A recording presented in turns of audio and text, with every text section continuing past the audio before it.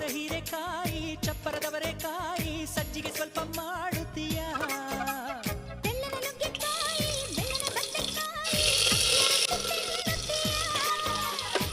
ಬೇಡ ಬೇಡ ಕೆಣಕಲ್ಲು ಬೇಡ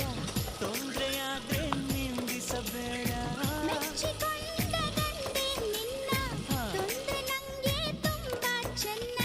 ನಿನ್ನ ಪ್ರೀತಿಯ ಮಾತೆ ಚೆನ್ನ